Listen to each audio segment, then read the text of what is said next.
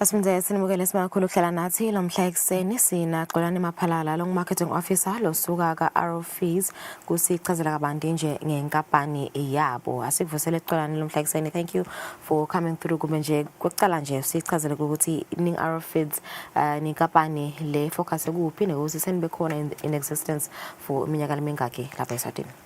Thank you for having me, Sis Lulu. Sing Arrow Feeds, we are a manufacturing company committed to producing high quality feed that help farmers maximize productivity and profitability. Our focus is providing scientifically formulated feed for every stage of animal health.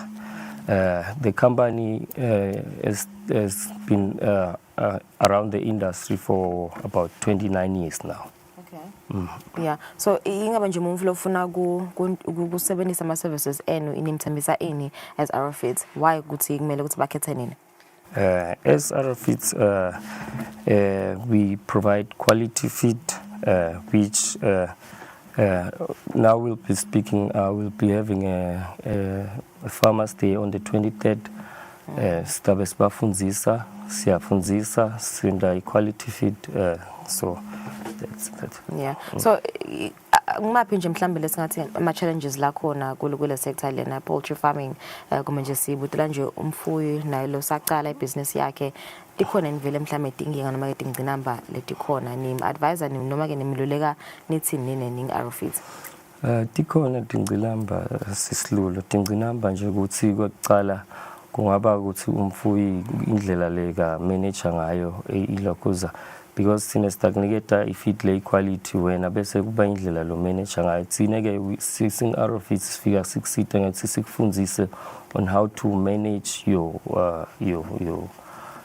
poultry, if it's pig, because we have all the poultry ruminants and pig side of the farming. Yeah. So akhona mhlambe ma technologies lamasha, you know, la sakhona nyalo la khona kokusita ama farmers ukuthi thrive in this sector. Yes, akhona ma technologies lamasha. For instance, at Arrow Feeds now we have a lab where we are testing all our feeds. We call it NIR. We are testing all our feeds with that. That's the technology we have. We're testing protein content and everything on the feed that we have made. Yeah. So when you talk about the poultry farming industry or sector like Swatini, imeguphi, you know, what's the status? Is it thriving? What would you advise, you know, poultry farmers labafuna kungena kule industry? Sits in status. Poultry farming at the moment it's thriving because everyone at the moment it's the protein content which is affordable at the moment. So poultry farming is the way to go, I think. Yeah, and where do you see it? Where do you see it in the next 5 years probably?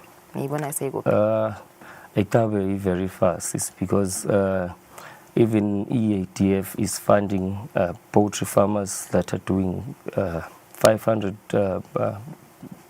chicks upwards by akhona nyalo kuba funda. So in 5 years it will be very, very, very far. Yeah. So singasho ukuthi akhona mhlambe ama disadvantages, you know, ma challenges la solo akhona bafuyile kumele ukuthi babe aware of, you know, before getting into this business. Yeah, it is a very sensitive. Industry on the poultry industry. It's in our management very strong to drive on it. Yeah. So what opportunities la khona nje for, you know, bamhlabasha bomake nabo labafise ukufuya inkukhu? Okay. As I've just said, there is EADF now funding my farmers on the poultry industry. But everything else is now guva mhla 23 stawbe sise regional conference room kaManzini. Mhla 23 stabe sine Farmers Day. I think everything else nabangete ma farmers is kuva konke khona. Yeah. So what's the biggest myth nje lehlala ekhulunywa la ngephandle nge-poultry feeding longayicondzisa lomudla? The biggest myth is lokuthi sensitive. Bantfu labaningi they can't get into it because it's very sensitive. Atifa kakhulu tinkukhu for farmers. So vele I think akudzinga ukuthi bantfu bakhona kuyimanage kahle. Yeah, kokugcina nje 30 seconds you know kudvonsa nje amakhasimende ukuthi eteka Arrowfeeds ungathini nje, one last message.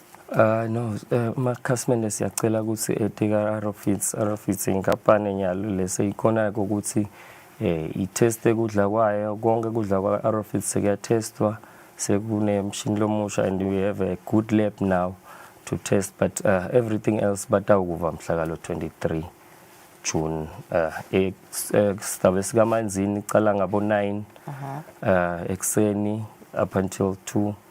Sicela ukuthi ama customers kakhulu lafuya tinkukhu in the poultry side, tinkukhu temacanza netinkukhu tenyama. Alright, sibonga kakhulu Xolani Mbukeliso futhi vele 23 June khona kamanzini kutabe ukunalo umsebenzi lona. Sasalikhe funa sibuya sichibeka nalo hlelo.